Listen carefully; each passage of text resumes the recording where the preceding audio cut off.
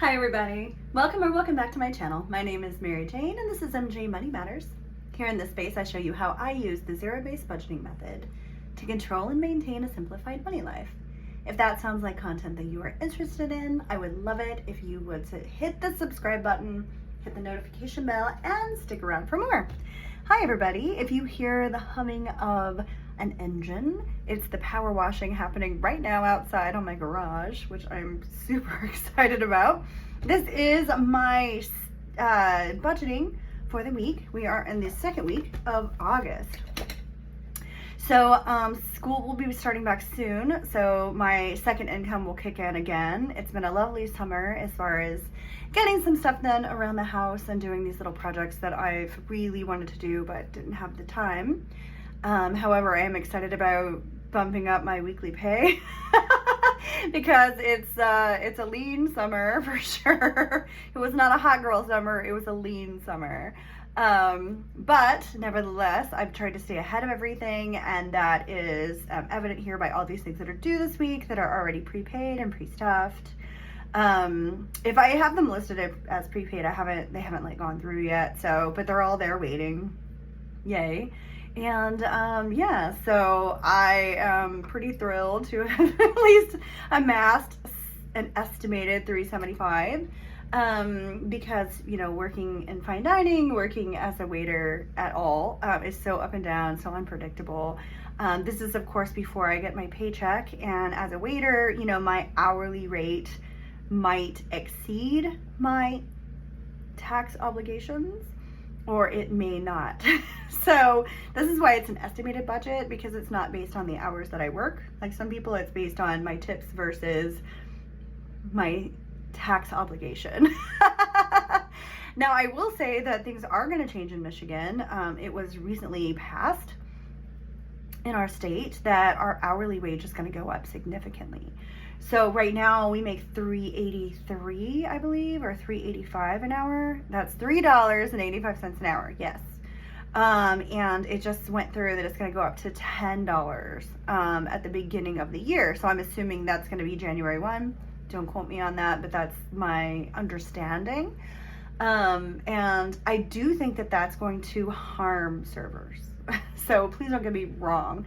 It's a good thing, but it's also going to harm servers. And I think it's going to disproportionately harm servers that work in smaller ticket restaurants. And what do I mean by that? So I'm talking about Applebee's, Chili's, Greasy Spoons, anything that's like a really low ticket place. I think that the people that frequent there will say things like, well, I know you make $10 an hour, and not tip.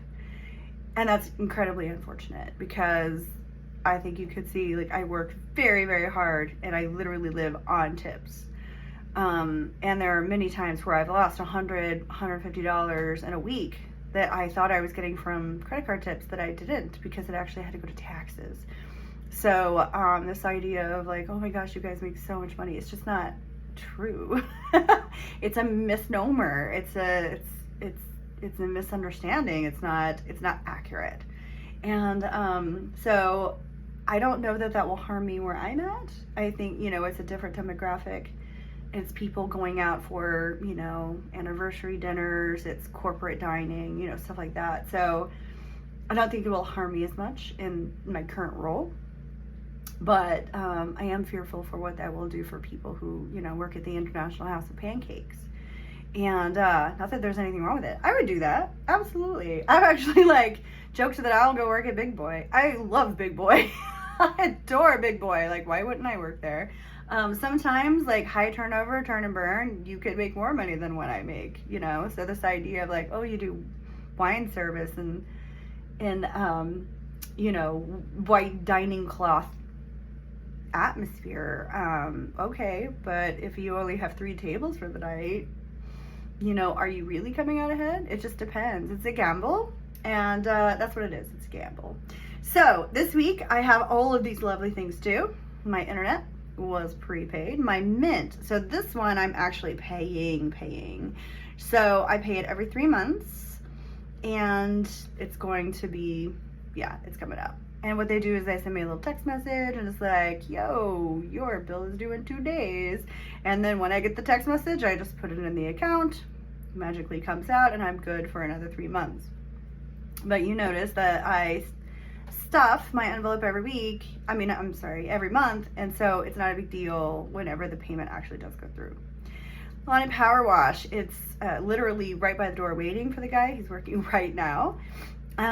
Jax is my car wash subscription, and it is prepaid. I've been having to go to other locations while the one by my house is being like retrofitted, and I'm so excited for when it's done because it's just right down the street, and I don't know, it's a nice place and the people there are really nice.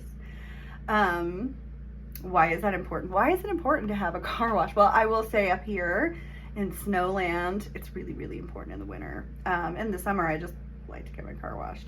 SiriusXM, I enjoy the channel very much in my car, so I pay for that. DTE is also prepaid.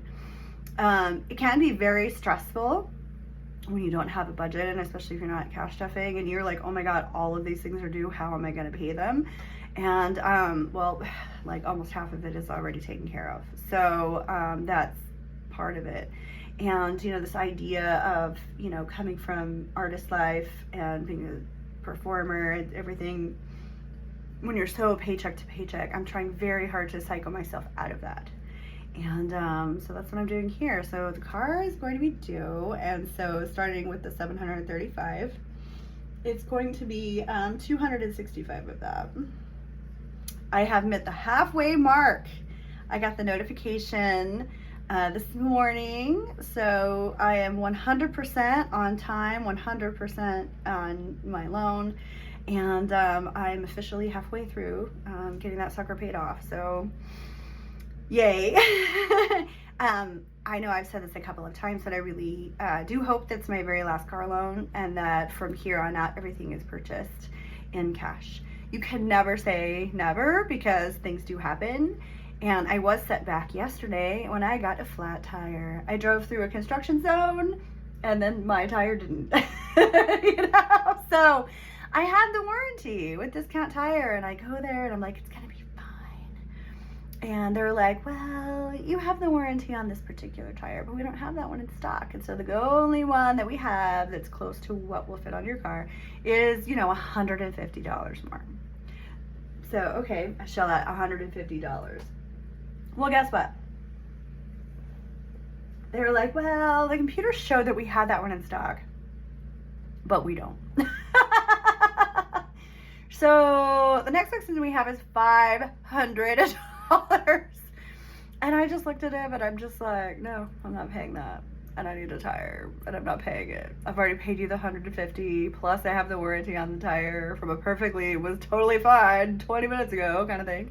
And yeah, so anyway, I haggled a bit, and he ended up giving me the $200 credit because it was the only one in stock, and they generally sell tires in pairs when they can, so he let it go. But I am set back $150 that I wasn't expecting. So you always want to have money on hand for emergencies. I mean, it wasn't going to kill me if I had to pay $500 for the tire, but I was certainly not going to do it if I didn't have to.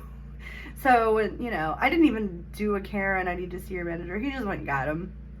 And it was like, I'm not shelling that out. Yeah, I will have it towed to another place. And sometimes your dollars, you know, if you threaten to take it elsewhere, I really do. You don't have to be rude about it. You don't have to be Karen about it. But I was just like, yo, I can tow somewhere else. It's, you know, I've already paid you $150. You can give me that back. No, we'll do it. So, okay, thank you. All right, Weebly. So I'm going to contribute $15 there. Weebly is my website host. I do that a month and I pay once a year. My home insurance, $170. I have thoughts on insurance, and I'm just gonna keep them to myself. Basically, that's $170 a month I'm never gonna see again. But you have to have insurance, you know. Ugh, anyway. Apple Care Plus, $10.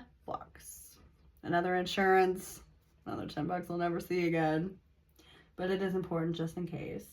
Gas, I'm going to put $50 into this week.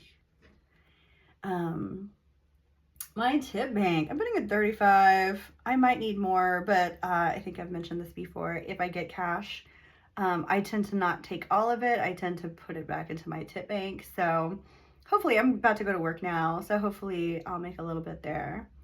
On Turo this week, I'm going to put in $50. I had put in 100 for my stuffing, and unfortunately I had to raid that 100 towards the tire. So, you know, it's like a little bit forward, a little bit back, but I'm a little bit more forward than I was before I went back, so it's still a small win. What are you gonna do? Tires pop. And then net credit is due this week, and that is 140. Boom. All right, so if I add all these lovely numbers up together, let's take a look. I have 265 plus 15 plus 170 plus 10 plus 50 plus 35 plus 50 plus 140 equals $735.